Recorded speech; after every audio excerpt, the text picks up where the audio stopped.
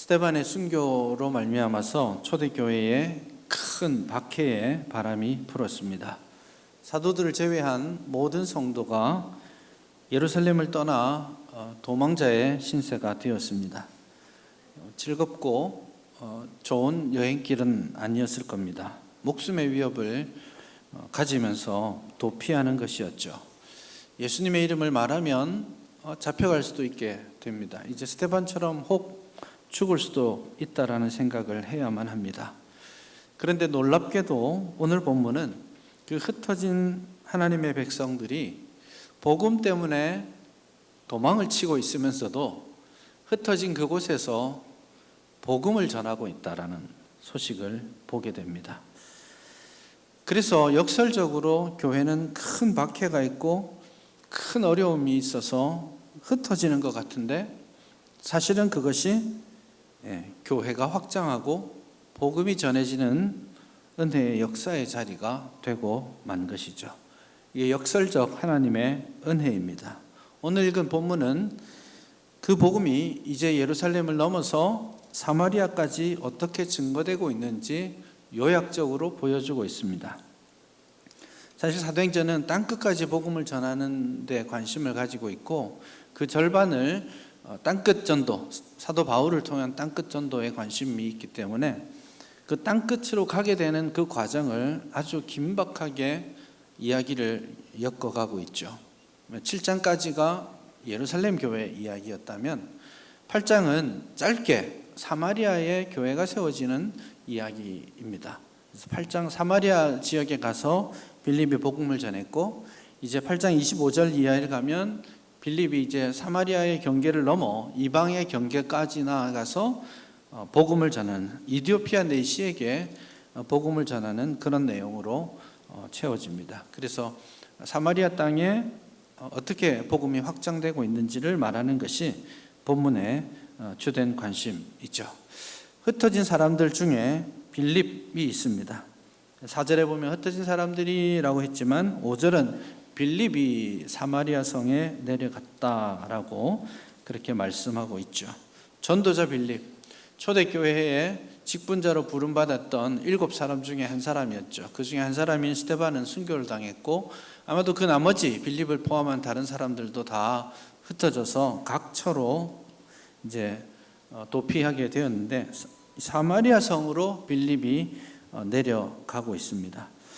사마리아 성이라고 하니까 사실은 조금 여기가 어디지? 하는 생각을 할 필요가 있습니다. 사마리아라는 단어가 주는 역사적 어떤 느낌이 있습니다. 우리는 사마리아라는 도시로 갔구나라고 생각할 수 있겠지만 사마리아라는 말은 굉장히 역사적으로 뿌리 깊은 이미지를 유대인들에게 주는 표현입니다.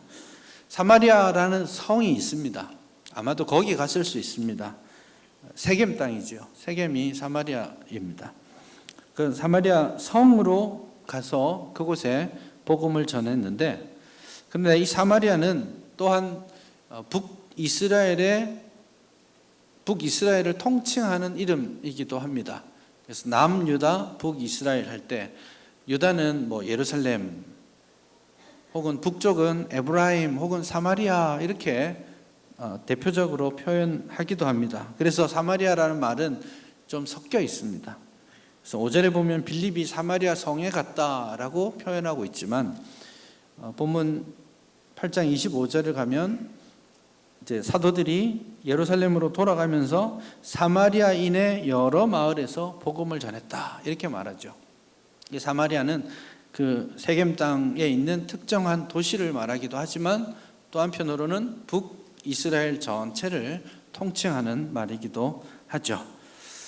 역사적으로 북이스라엘과 남유다는 오랫동안 분열되어 있었습니다. 그 분열의 역사는 주전 1000년기부터 쭉 이어져 왔는데 특별히 주전 722년경에 북이스라엘이 아시리아의 공격을 받아서 멸망합니다.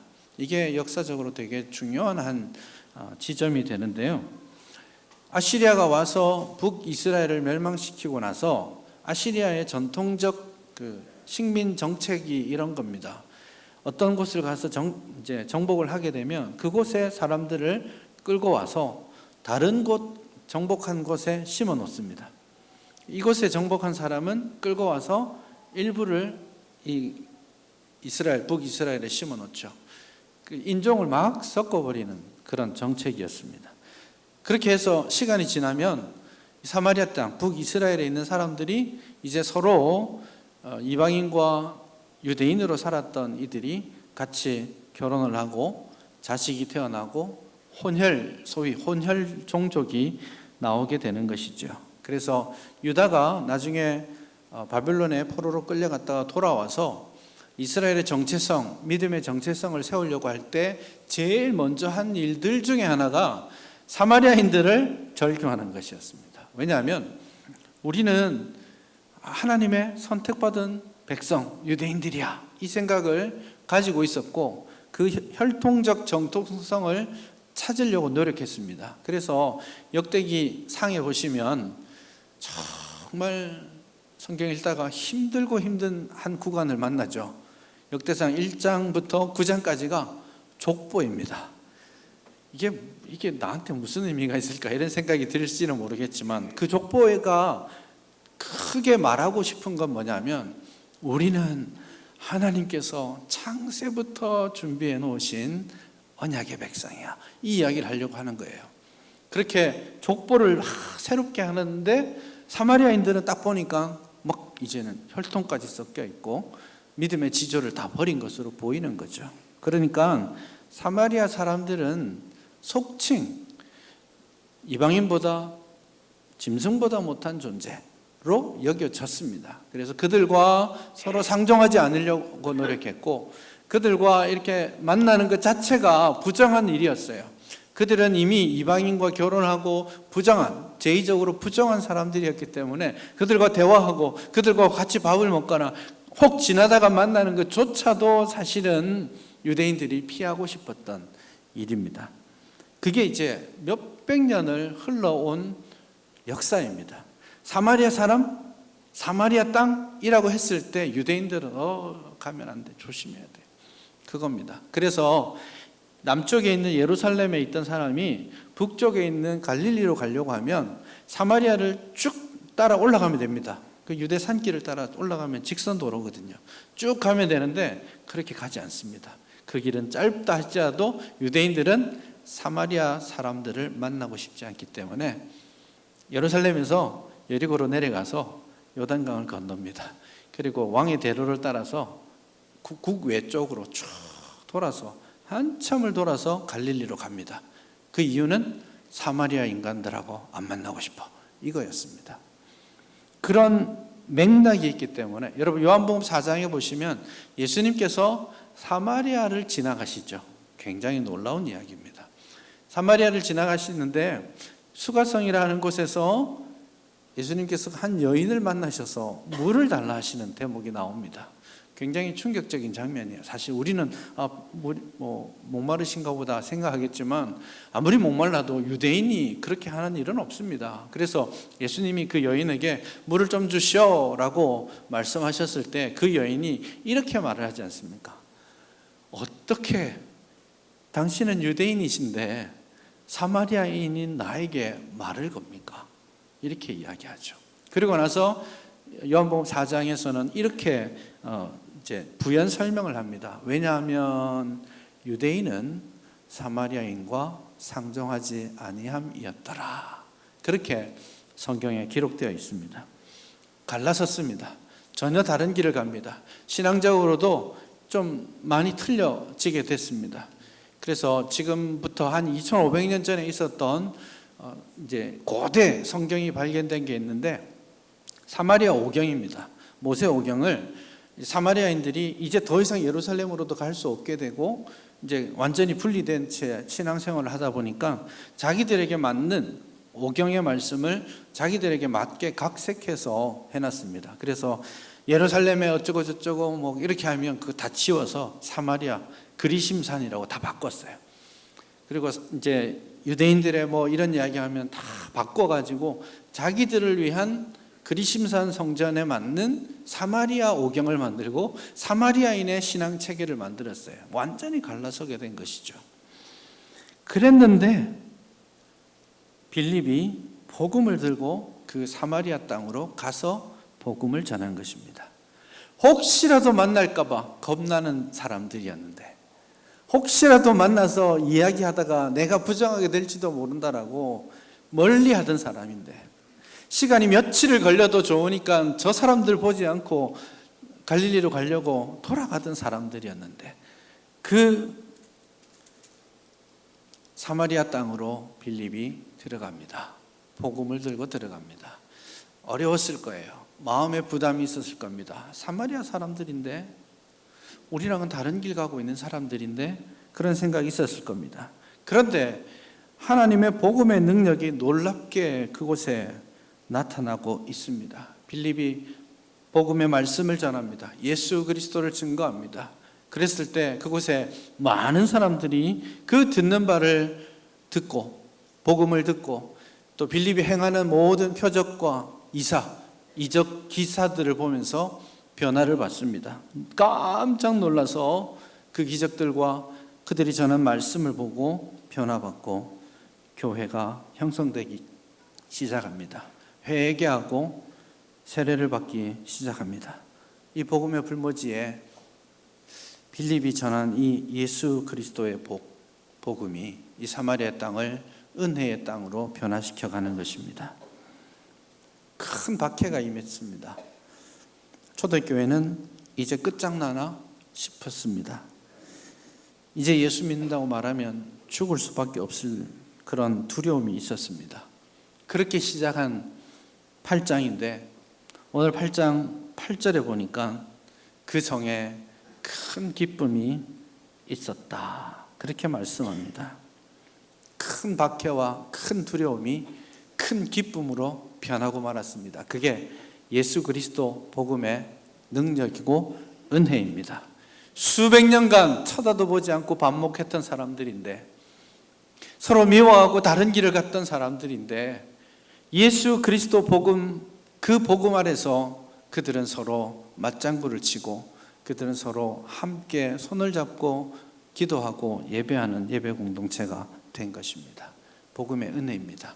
복음이 있는 곳에, 복음의 은혜가 있는 곳에, 복음의 능력이 있는 곳에 이런 화합과 하나됨이 나타나는 겁니다. 모든 장벽을 허물면서 이 복음이 세상 가운데서 모두를, 원수되었던 모두를 하나로 만들어 갑니다. 하나님과 원수되었던 우리가 예수 그리스도 십자가의 죽으심으로 말미암아서 이제 하나님과 언약적 자녀의 관계를 회복하게 되었습니다. 우리 같은 죄인이 무슨 자격이 있어서 이곳 예배당까지 나와서 하나님 저 왔어요 라고 말할 수 있겠습니까? 이게 은혜가 아니면 될 수 없는 일이 아니겠습니까? 예수 그리스도의 십자가의 은혜인 겁니다.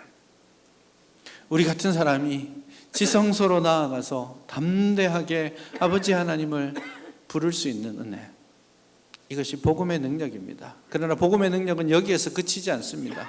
하나님과 우리 사이에 원수되었던 것을 풀어헤친 것이 주님의 십자가였다면, 또한 우리와 다른 이들 사이에서, 에베소 2장의 말씀으로 치자면 가까이 있는 유대인들과 멀리 있는 이방인들 사이에 막힌 담을 허물어 버리신 것도 예수님의 십자가의 은혜요 능력입니다. 그래서 복음이 전해지는 곳에 반목이 사라지고 시기와 미움이 사라지게 되는 것입니다. 그 사람들이 하나로 묶여지게 됩니다. 복음의 큰 가치 아래서 작은 차이들이 극복되는 겁니다. 다 똑같아진다는 말이 아니에요. 사마리아인은 사마리아인이고 유대인은 유대인이에요.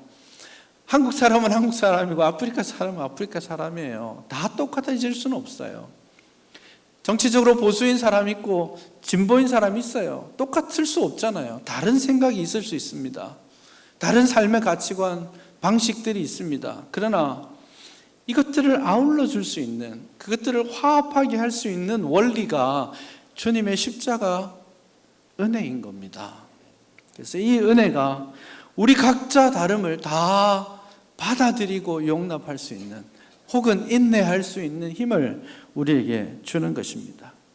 그래서 인간적으로는 서운할 수 있습니다. 인간적으로는 미울 수 있습니다. 인간적으로는 저 사람하고 나하고는 정말 맞지 않아. 예, 그럴 수 있습니다.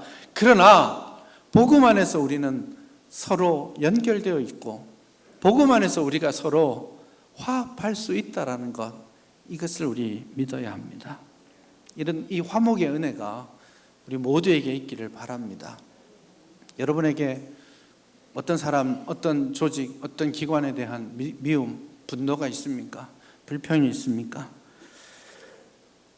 화목케 하시는 하나님의 은혜가 여러분에게 임하기를 바랍니다. 그 미움과 분노, 안타까움과 서러움을 좀 내려놓으십시다. 미워해봐야 그 사람 몰라요. 미워하는 사람은 모릅니다. 그 미움 때문에 죽어가는 건 나예요. 내가 미워하는 내가, 분노하는 내가 계속 영적으로 다운될 뿐이에요. 그러니 정말 모든 것들을 내려놓고 십자가의 은혜 안에, 모든 죄를 용서해 주시는 그 십자가의 은혜 안에 온전한 치유와 회복을 누릴 수 있기를 간절히 바랍니다. 그렇게 교회가 증거되고 큰 기쁨이 그 사마리아 성에 있다 하더라도 사실은 안타까운 일들도 있습니다. 사탄은 역시 쉬지 않습니다. 복음 전도자가 가서 복음을 전하지만 사탄도 자기 일들을 계속합니다. 그래서 복음이 전해지는 자리에 가만히 한 사람이 들어오고 있죠. 오늘 본문 9절에 나오는 시몬이라는 사람입니다. 초대교회 기록에 아주 유명한 사람입니다. 성경에는 간단하게 나와 있지만 초대 교부들의 기록들에 훨씬 더 많이 나와 있는 사람이죠. 대표적인 그 이단자입니다. 자칭 자기를, 오늘 본문에서도 9절에 보면 백성들을 놀라게 하며 자칭 큰 자라 했다, 이렇게 나와 있죠. 큰 자다 이렇게 하던 이 사람이 나중에 수십 년이 흘러서 로마 땅에 가가지고 자칭 하나님이라고 외쳤던 사람입니다. 초대교회 유명한 이단의 괴수가 된 자였죠. 근데 그 사람이 자기가 마술을 하고 기술을 좀 보이면서 사람들에게 존경을 받고 인정받고 밥벌이도 하고 이렇게 했는데, 빌립이 와서 하는 거 보니까 자기가 못하는 것들을 막 쉽게 하잖아요. 자기는 사실은 이거 좀 속여가면서 하는데, 와, 빌립은 어디서 저런 재주를 배웠을까? 이런 생각을 하면서 막 깜짝깜짝 놀라면서 빌립을 따라다닙니다. 그리고 빌립에 가까이 가기 위해서 사람들이 믿고 세례를 받을 때 나도 세례받고, 그렇게 교회 안으로 이 불신자가, 이단자가 들어온 것이죠. 참 은혜가 넘치는 자리에 사탄은 항상 그 순간에도 시험의 순간들을 만들고 있다는 거 아셔야 됩니다. 그래서 은혜가 넘치더라도 날카로운 지성으로 올바른 영적 분별력을 교회가 잃지 않는 것이 대단히 중요하겠습니다. 이 가만히 들어온 사람이 지금 이단 콤보로 놀라고 있습니다. 이 빌립이 와서 막 안전뱅이가 일어나고 기적이 일어나고 하니까 깜짝 놀라서 다녔는데, 나중에 14절 이해해 보니까 이제 이 사람 마음으로 치자면 빌립보다 더 위에 있는 대장이 내려온 겁니다. 우리말로 치면 본사에서 내려와가지고 예루살렘에 있는 사도들 두 사람이 나왔죠. 베드로와 요한이 탁 와서는 빌립이 하지 못하는 일을 또 하는 거예요. 이 두 사람이 와서 탁 기도하니까 성령이 임하시는 거예요. 성령이 어떻게 임했는지 우리가 사실은 정확하게 알 수는 없습니다만은 성령이 임하는 것을 사람들이 가시적으로 보았던 것 같습니다. 그래서 이 시몬이 깜짝 또다시 놀라게 된 거예요. 야, 빌립이 하는 것도 너무너무 대단한 일인데 저것도 배우고 싶은데, 야, 끝판왕이 왔어. 또 기도하니까 성령이 막 임하고 사람들이 변하는 걸 보니까, 야, 저거 배우면 평생 잘 먹고 잘 살겠구나, 이런 생각을 지금 한 겁니다. 그래서 꼬물쳐 놓은 돈을 들고 왔습니다. 그리고 사도들에게 돈을 다 갖다 주면서 그거 나 좀 배웁시다. 어떻게 하면 성령이 임하는지 좀 가르쳐 주시오. 그렇게 요구를 하게 되는 거죠. 물론 이것이 사도들에 의해서 온전히 분별되고 교회에서 쫓겨남으로써 교회의 거룩을 지켜가게 된 것이죠. 그럼에도 불구하고 교회는 끊임없이 이런 세상적인 가치관, 세상적인 노력들이 교회를 힘들게 만들 수 있다는 걸 알아야 합니다. 경계해야 됩니다. 이 시몬이 했던 일들을 이제 일반 세상에서도 기억하고 있죠. 그래서 요즘 영어 단어 중에 시몬이 했던 일을 기억하는 장치가 있습니다. 성직을 돈을 주고 사잖아요. 성직 매매. 자격 없는 자가 성직을 매매해서 목사가 되고 하는 것들을 표현하는 단어가 사이몬이, 시몬입니다. 영어 단어로 그렇게 지금도 쓰고 있습니다. 그래서 사실은 교회 안에 가만히 들어오는 그런 사탄의 유혹들을 우리는 항상 경계하고 조심해야 할 줄 압니다. 그런 정말 은혜가 넘치고 사랑이 넘치는 공동체가 되어야 하겠지만, 또 한편으로는 복음 진리에 굳게 서서 유혹에 넘어가지 않는 세상의 가치, 재물의 가치가 복음의 능력을 가로막지 않는 그런 교회가 되도록 우리가 함께 노력해야 하겠습니다. 혼나서 쫓겨났는데 이 사람은 나중에 로마에 가서 자칭 하나님이라고 하면서 아주 큰 이단 종파를 세워갑니다. 그래서 실제 이름은 시몬 마구스라고 하는 사람인데요, 초대 교부들의 글에 꽤 여러 번 나옵니다. 그러면서 이 사람을 초대교회 교부들은 모든 이단의 아버지다, 그렇게 표현하기도 합니다. 어쨌든 이런 외부의 핍박, 내부로 교묘하게 들어오는 사탄의 유혹, 이런 것들을 잘 극복할 때 복음의 능력이 교회 안에 풍성하게 나타날 줄 믿습니다. 그런데 마지막으로 한마디만 더 드립니다. 이 복음 사역을 누가 감당했느냐? 우리는 빌립이라고 생각할 수 있지만, 빌립은, 오늘 본문에 나와 있는 빌립은 한 가지 예입니다. 실제로 그 복음 사역을 광범위하게 시행한 사람들은 누구냐? 4절에 보시면 이렇게 나와 있습니다. 그 흩어진 사람들이 두루 다니며 복음의 말씀을 전하였다.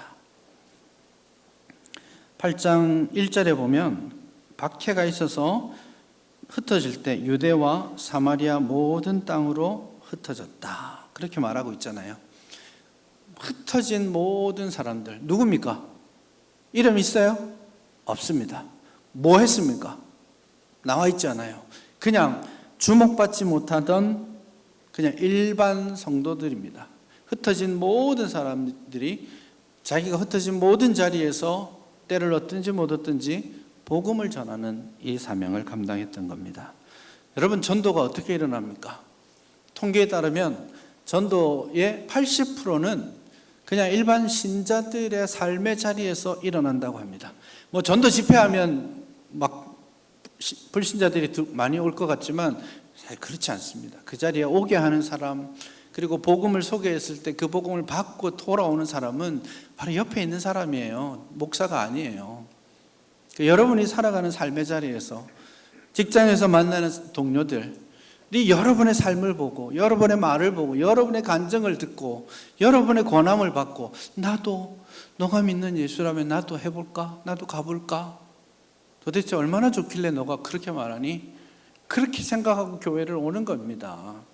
그래서 여러분의 가정에서, 여러분이 속한 직장에서, 여러분이 속한 학교에서 이름 없는 흩어진 성도들로서 이 복음 사역을 감당할 수 있어야 할 것입니다. 전도 잘하라고 판을 깔아놓은 시기가 아니에요.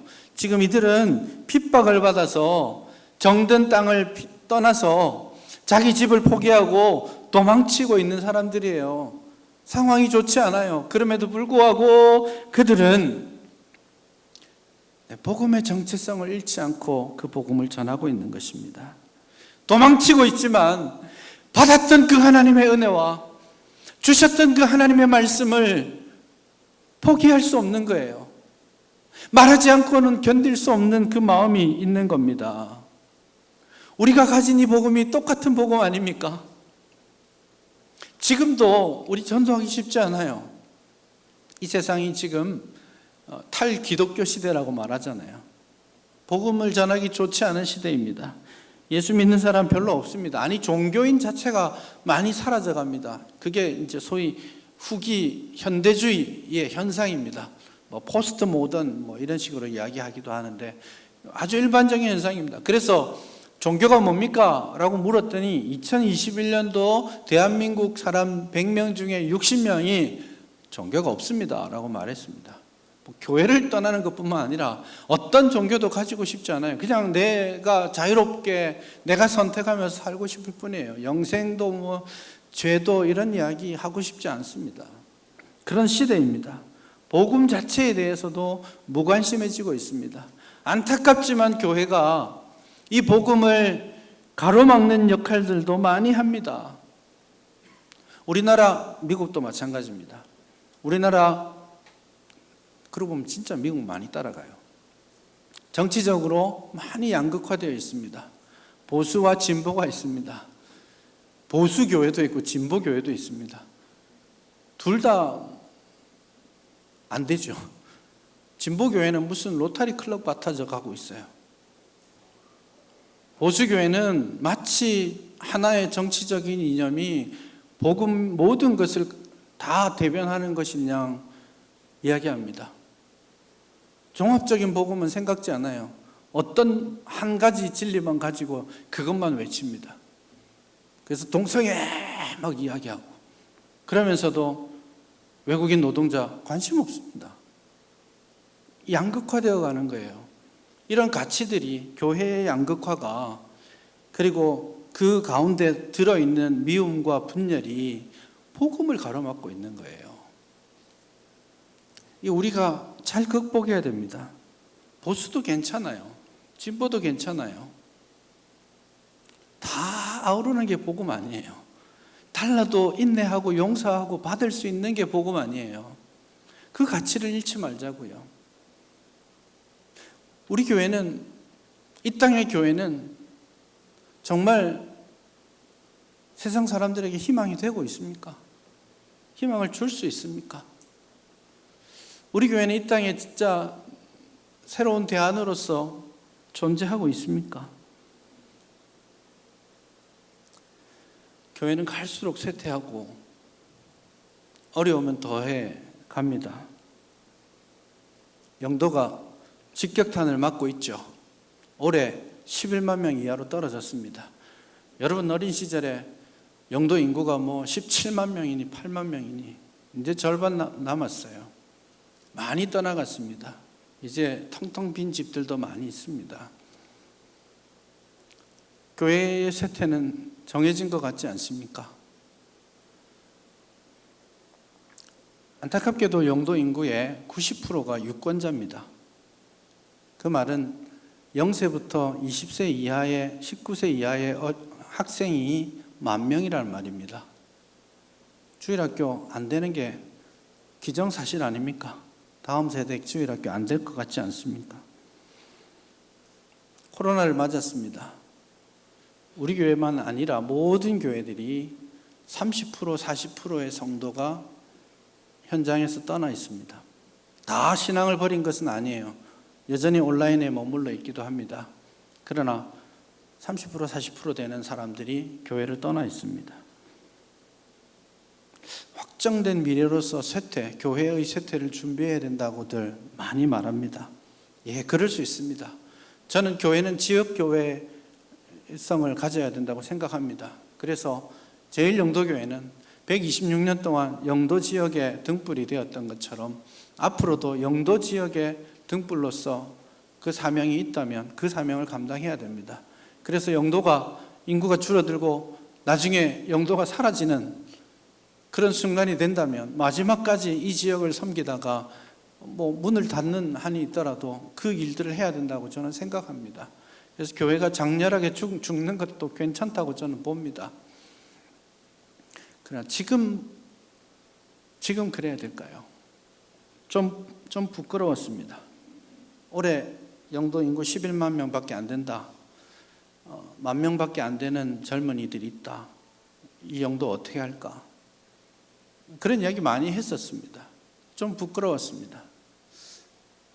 오늘 본문을 보면서 거꾸로 좀 생각해 보기로 했습니다. 아직도 영도에 예수님을 모르는 인구가 10만 명이나 있습니다. 아직도 이 영도에 예수님의 복음이 필요한 9,500명의 아이들이 있습니다. 괜찮은 장사 아니겠습니까? 아직도 우리 할 일이 많이 있지 않습니까? 이제 좀 생각을 바꾸어서 어렵고 힘들지만 흩어진 사람들로서, 성도들로서 이 복음 사역을 우리가 감당해야 될 줄 믿습니다. 초대교회가 그랬잖아요. 이 박해의 순간을, 위기의 순간을 복음 전파의 열쇠를 가지고 새로운 확장의 기회로 만들어 갔잖아요. 박해받고 순교당하는 이 슬픔의 순간을 큰 기쁨의 좋은 소식들로 바꾸어 가지 않았습니까? 이제 우리 교회도 이 위기를 기회로 좀 만들어 갑시다. 이제 회복하게 하소서. 예배 회복 이야기 많이 했습니다. 기도 회복해야 된다고 말했습니다. 공동체 회복하자고 말했습니다. 오늘 저는 전도를 회복하자고 말하고 싶습니다. 코로나 와서 전도하는 거 쉽지 않았어요.